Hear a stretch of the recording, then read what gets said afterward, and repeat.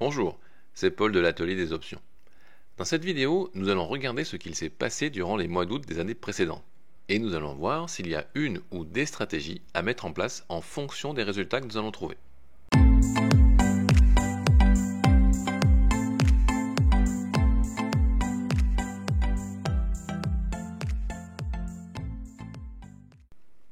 Comme vous le savez, si vous me suivez depuis quelque temps, j'aime les statistiques.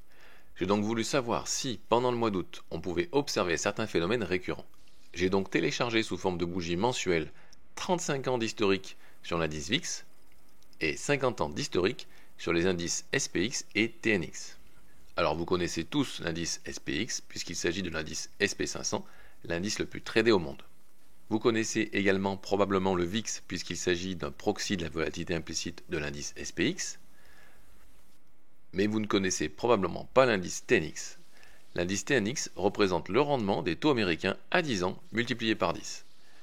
Le taux du rendement des 10 ans américains au moment où je prépare cette vidéo est de 4,36%. Et bien le TNX va afficher un prix de 43,60. J'ai alors mesuré la volatilité mensuelle de chaque actif. Pour ce faire, j'ai soustrait les plus bas au plus haut et j'ai divisé l'ajout du haut et du bas que j'ai divisé par 2 et multiplié le tout par 100 pour obtenir un pourcentage. Je vous ai affiché la formule sur la diapositive. Comme j'ai pris un historique de 50 ans pour les indices SPX et TNX, j'ai fait la moyenne des 50 mois de janvier, des 50 mois de février et ainsi de suite. Et comme j'ai pris un historique de 35 ans pour l'indice VIX, j'ai fait la moyenne des 35 mois de janvier et des 35 mois de février, etc. Le mois d'août est le quatrième mois le plus volatile en ce qui concerne l'indice SPX, avec un écart entre le plus bas et le plus haut qui est en moyenne de 7,06%. Le mois d'août est le troisième mois le plus volatile en ce qui concerne l'indice TNX des rendements du taux à 10 ans américain, avec un écart entre le plus bas et le plus haut qui est en moyenne de 10,6%. Et le mois d'août est le deuxième mois le plus volatile en ce qui concerne l'indice VIX, avec un écart entre le plus bas et le plus haut qui est en moyenne de 42,73%. Seul le mois d'octobre, dont on connaît plusieurs journées noires historiques, font qu'il arrive devant le mois d'août. Cette année encore pourrait être une année très volatile en août, car ce n'est pas les tensions géopolitiques qui manquent. En effet, vous avez Trump avec ses tarifs, qu'il brandit en permanence comme une menace. Il y a Israël qui bombarde comme ça leur chante, un coup Gaza, un coup l'Iran, un coup la Libye. À force de taper tout azimut, il pourrait très bien déclencher un conflit armé de grande ampleur au Moyen-Orient. Il y a le conflit en Ukraine, qui pourrait encore s'aggraver davantage, en fonction des décisions radicales que pourraient prendre Poutine, l'Europe ou les alliés des uns et des autres. Et il y a la Chine, dont on parle un peu moins en ce moment, mais qui pourrait très bien également envahir Taïwan. Bref, ce n'est malheureusement pas les occasions, si je peux m'exprimer ainsi, qui manquent, et il suffirait d'un petit grain de sable dans l'engrenage pour tout faire dérailler. Alors le VIX étant le plus volatile des trois actifs que j'ai étudiés, en venant se placer en deuxième position pour le mois d'août, je vais donc regarder du côté de celui-ci pour voir ce qu'il peut être fait. Comme vous pouvez le voir sur ce graphique, le VIX est particulièrement bas. Alors certes, il peut encore baisser, mais il y a peu de chances qu'il baisse énormément, et s'il devait y avoir une volatilité moyenne de 42% comme le laisse penser son historique, il y a de grandes chances que ce soit par la hausse et non à la baisse qu'il se produise. On a toujours un gap à combler entre 35 et 37, et s'il y a une chose qui est sûre et certaine à 100%, c'est qu'il sera comblé un jour ou l'autre. C'est juste qu'on n'ignore qu'un. Alors il faut bien comprendre une chose, c'est que lorsque je dis que la volatilité moyenne du VIX sur le mois d'août est de 42%, cela ne veut pas du tout dire que le VIX va monter à 42%. Cela veut dire qu'il peut éventuellement fluctuer de 42% par rapport à son prix actuel. Donc si je rajoute 42% au prix actuel du VIX, ça nous fait un VIX à 21,7. Donc pour que le gap soit comblé par exemple, il faudra que la volatilité du mois d'août soit supérieure à la moyenne des 35 dernières années. Alors c'est tout à fait possible bien entendu, mais encore une fois, nous ne pourrons pas le savoir à l'avance. Alors nous allons passer maintenant sur le pricer de la version 13 de ProRealTime pour faire des simulations et cela nous permettra éventuellement de choisir le trade qui correspond le plus à la protection que l'on souhaite mettre en place. Alors je fais un petit aparté pour vous signaler que j'ai fait il y a une quinzaine de jours une vidéo de présentation du pricer de la V13 et qu'à cette époque, les actions américaines n'étaient pas encore incluses. Depuis, elles ont été ajoutées et vous pouvez désormais accéder à toutes les actions, les ETF et les indices américains sur le pricer de la version 13. C'est pour ça que nous retrouvons donc les options sur le VIX et que je vais pouvoir vous montrer la mise en place d'un bull call spread. Alors je vais faire deux bull call spread différents. Je vais en faire un qui va être prudent, qui va prévoir la hausse dans la moyenne historique, et puis je vais en faire un plus agressif qui va prévoir le comblement du gap. Alors je commence déjà par choisir l'expiration du mois d'août.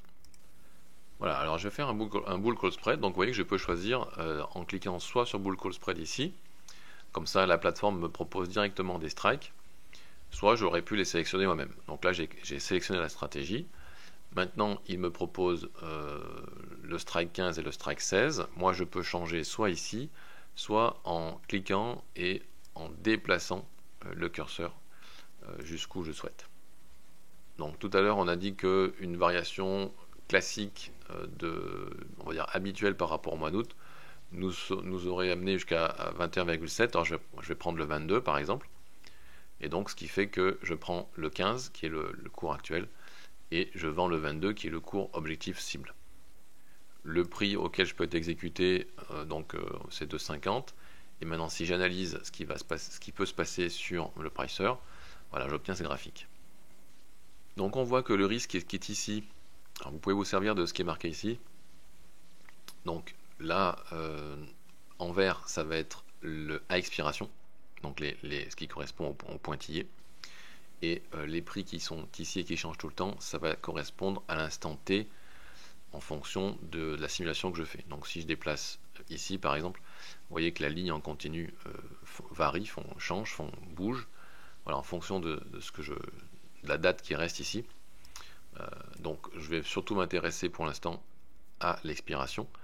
Donc on voit que le risque maximal c'est 250 $ et le gain maximal c'est 450 $. Donc avec ce type de trade, on a pratiquement un ratio de 1 pour 2. Pour avoir un ratio parfait de 1 pour 2, il faudrait que j'arrive à un gain de 500 $, ce qui n'est pas tout à fait le cas ici, mais on n'est vraiment pas très loin. Et on voit qu'on a un point mort ici à 17,50.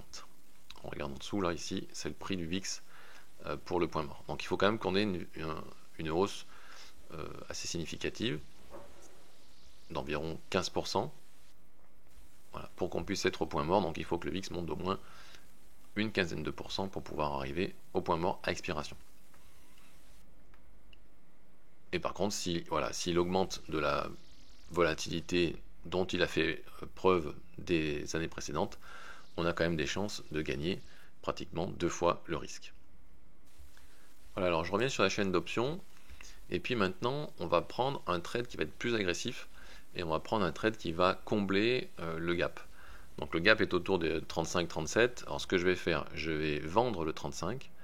Donc je vais déplacer ici mon option, ou je peux changer ici directement. Et là, au lieu de partir sur 15, le prix actuel, je vais prendre un strike où il y a beaucoup de volume. Vous voyez, ça c'est l'open interest. Donc je vais prendre des chiffres ronds, mais qui ont des gros open interest. Donc je vais partir sur 20, parce que l'objectif, encore une fois, c'est d'être agressif, entre guillemets, c'est-à-dire vraiment viser le comblement du gap. Donc ce n'est pas la peine de partir sur un strike à la monnaie, je vais prendre directement un strike en dehors de la monnaie. Et donc je vais changer le 15 ici, par exemple, et je vais mettre sur 20. Voilà. Donc j'ai acheté le 20, et j'ai vendu le 35. Maintenant, voyons ce que ça donne sur notre pricer. Et on regarde toujours les pointillés pour voir ce que ça donne à expiration. Et regardez le risque cette fois-ci de 81 $, donc très faible risque, pour un gain potentiel de 1419. Voilà, donc là on a vraiment un risque-reward ratio qui est de 1 pour 17. Donc c'est vraiment très très bon. Par contre, voilà, il faut que pendant le mois d'août, on vienne combler le gap qu'on a vu tout à l'heure. Donc ça demande une hausse qui est vraiment très très très importante. Mais par contre, en termes de protection et de risque-reward ratio, c'est absolument imbattable.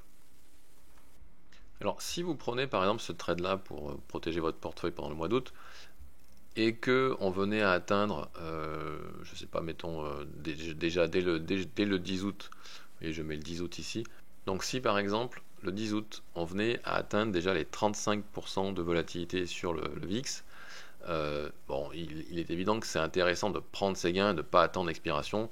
Il ne faudrait pas que le VIX retombe après avoir comblé son gap. Donc en admettant que on atteigne, alors le gap, j'ai dit que c'était 37 à peu près. Donc les 37, vous voyez, si on atteint 37% sur le VIX le 10 août, vous voyez à gauche, on va avoir le PNL qu'on peut espérer. On est sur un PNL de 1114, 1110, 1114. Donc vraiment, on n'attend pas l'expiration, on prend ses gains. C'est vraiment intéressant déjà de capitaliser sur un risque de 80 et gagner plus de 1100$. Donc l'objectif, quand on a un objectif de comblement de gap et qu'on comble ce gap, même si on n'a pas atteint l'expiration, il est bien évident qu'on clôt son trade et qu'on prend ses bénéfices. Je vous remercie d'avoir suivi cette vidéo jusqu'au bout. Dites-moi comment vous voyez le mois d'août.